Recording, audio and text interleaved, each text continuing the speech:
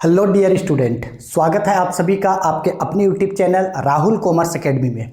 जैसा कि आप सभी को पता है कि झारखंड एकेडमी काउंसिल का कंपार्टमेंटल एग्जाम 2023 जो है उसके लिए फॉर्म भराना स्टार्ट हो गया है।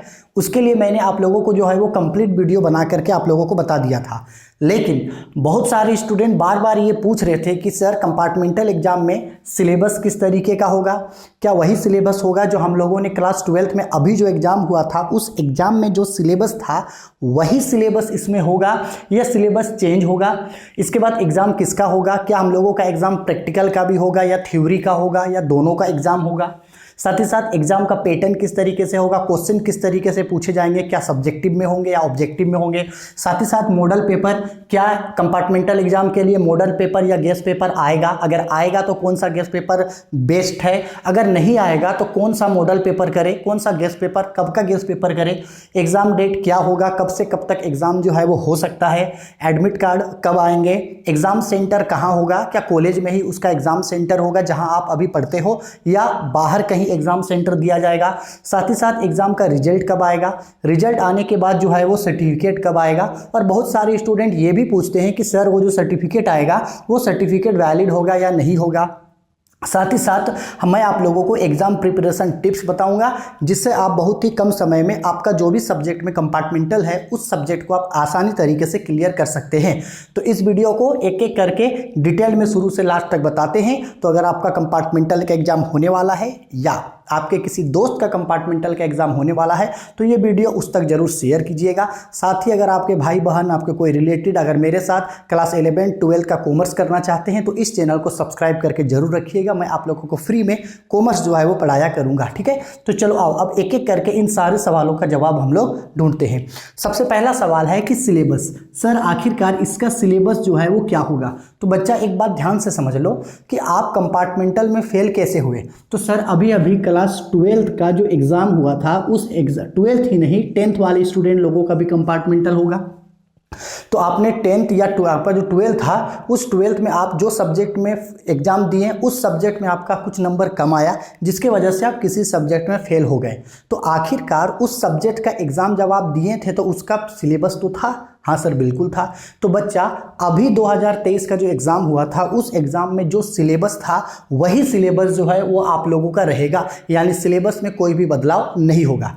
चाहे आपका अकाउंटेंसी है, कॉमर्स के स्टूडेंट के लिए चाहे अकाउंटेंसी है, बिजनेस स्टडी है, ईटीपी है, या तो फिर मान लीजिए साइंस वालों के लिए फिजिक्स, केमिस्ट्री, मैथ, बायोलॉजी है, या तो फिर मान लीजिए हिस्ट्री वालों के लिए इंग्लिश है, हिंदी है, पॉलिटिकल साइंस है, हिस्ट्री है, ज्योग्राफी है, कोई भी है, आप लोगों का जो सिलेबस अभी अभी जो क्लास 10th में जो क्लास 12th में जो सिलेबस था वही सिलेबस आप लोगों का होगा। इसका मतलब अगर कोई सब्जेक्ट आपका 80 नंबर का था तो 80 नंबर का ही एग्जाम होगा।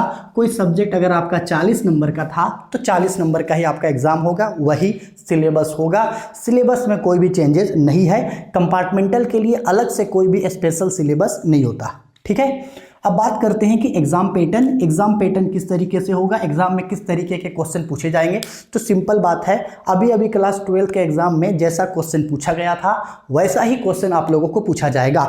जैसे मान लो अगर किसी सब्जेक्ट में मान लो अगर आपका कोई सब्जेक्ट अगर आपका 80 मार्क्स का था, इस 80 मार्क्स में अगर मान लो 40 नंबर का आपका एमसीक्यूज यानी कि 40 नंबर का आपका ऑब्जेक्टिव और 40 नंबर का आपका थ्योरी यानी कि सब्जेक्टिव था, तो इस बार भी एग्ज़ाम ऐसे ही होगा। अगर 80 नंबर का आपका वो पेपर है तो 80 नंबर में 40 नंबर का आपका एमसीक्यू टाइप का क्वेश्चन पूछेगा और 40 नंबर का आपका सब्जेक्टिव टाइप का क्वेश्चन पूछेगा। अगर कोई एग्जाम आपका, अगर कोई सब्जेक्ट आपका 70 मार्क्स का था तो 70 मार्क्स में अगर आपका मान लो कि 35 मार्क्स का अगर एमसीक्यू था तो 35 मार्क्स का एमसीक्यू पूछेगा और 35 मार्क्स का सब्जेक्टिव, ठीक। तो ये तो आखिरकार थ्योरी पेपर है। अब मान लो 80 नंबर थ्योरी पेपर है, थ्योरी का तो एग्जाम होगा। तो सर क्या प्रैक्टिकल का भी एग्जाम होगा, क्या किसी सब्जेक्ट में अगर प्रैक्टिकल था तो उसका एग्जाम होगा? नहीं। आप लोगों ने क्लास 12 के एग्जाम से पहले जो कॉलेज में प्रैक्टिकल आप लोगों ने जमा किया है वही प्रैक्टिकल यहाँ पे फॉरवर्ड हो जाएगा, यानी स्कूल या कॉलेज में किसी भी तरीके का प्रैक्टिकल या असाइनमेंट जमा करने का ज़रूरत नहीं है। बस आपको जिस सब्जेक्ट में आप फेल हुए हैं उस सब्जेक्ट का आपको एग्जाम देना है। अगर सब्जेक्ट 80 मार्क्स का है और 40 का एमसीक्यू, 40 का सब्जेक्टिव था तो सेम इसी पैटर्न में आप लोगों से क्वेश्चन पूछा जाएगा, 40 नंबर का सब्जेक्टिव और 40 नंबर का ऑब्जेक्टिव। ठीक है, अगर 70 नंबर का था तो 35 नंबर का सब्जेक्टिव और 35 नंबर का ऑब्जेक्टिव। और वो जो 20 नंबर या 30 नंबर जो प्रैक्टिकल कॉलेज के थ्रू मिलेगा, उसके लिए आपको कोई भी प्रैक्टिकल या असाइनमेंट कॉलेज में जमा करने की जरूरत नहीं है। पहले जो आपने प्रैक्टिकल या असाइनमेंट जमा किया है वही यहाँ पे फॉरवर्ड होके आ जाएगा। ठीक है, अब मॉडल पेपर या गेस पेपर, तो बच्चा सिंपल है, कंपार्टमेंटल एग्जाम के लिए कोई भी स्पेशल ना तो मॉडल पेपर आएगा ना ही गेस पेपर, क्योंकि पता है कि कंपार्टमेंटल एग्जाम का एक सिलेबस और एग्जाम पैटर्न पहले वाला ही होगा। इसका मतलब है कि अभी अभी आप लोगों ने क्लास 12th में आपका जो गेस पेपर आपने लिया था, चाहे स्केचिंग का लिया था या चाहे कोई भी पब्लिकेशन का, शर्मा का, वर्मा का, एसबीपीडी पब्लिकेशन का कोई भी गेस पेपर लिया है, उस गेस पेपर को रख करके आप पढ़ोगे। ठीक है, इसके बाद मॉडल पेपर, तो मॉडल पेपर रिलीज नहीं किया जाएगा क्योंकि इससे पहले ही Jharkhand academic council JAC board के द्वारा हर सब्जेक्ट का एक एक मॉडल पेपर और प्लस कोडरमा डिस्ट्रिक्ट का मॉडल पेपर जो है वो पहले ही रिलीज कर दिया गया है। तो इन दोनों मॉडल पेपर को आप करोगे, जैक का मॉडल पेपर और कोडरमा। और मैं अपने इस चैनल पे मैंने आप लोगों को हर सब्जेक्ट का, जैक का और कोडरमा, हर सब्जेक्ट का मैंने मॉडल पेपर आप लोगों को कराया है, सब्जेक्टिव भी कराया है और ऑब्जेक्टिव भी कराया है। ऊपर आई बटन है, वहाँ पे लिंक दे दूंगा, या वीडियो के डिस्क्रिप्शन में जाना, वहाँ पे आप सारे वीडियोस का जो है आपको प्लेलिस्ट मिल जाएगा। आपको जिस सब्जेक्ट में कंपार्टमेंटल देना है उस सब्जेक्ट से आप जैक का मॉडल पेपर और कोडरमा का मॉडल पेपर जरूर करना, क्योंकि इसके बेस पे 60% क्वेश्चन जो है वो पूछा जाएगा, 100% पूछा जाएगा। ठीक, अब बात करते हैं एग्जाम डेट। एग्जाम डेट कब होगा एक एग्जाम, तो मैं आप लोगों को बता देता हूं। अगर पिछले साल का देखा जाए तो पिछले साल का जो कंपार्टमेंटल एग्जाम हुआ था वो आपका अगस्त के एंड में हुआ था, यानी अगस्त का जो लास्ट वीक था उसमें एग्ज़ाम आप लोगों का हुआ था। लेकिन इस बार जो है मुझे नहीं लगता कि इतना देर तक जाएगा।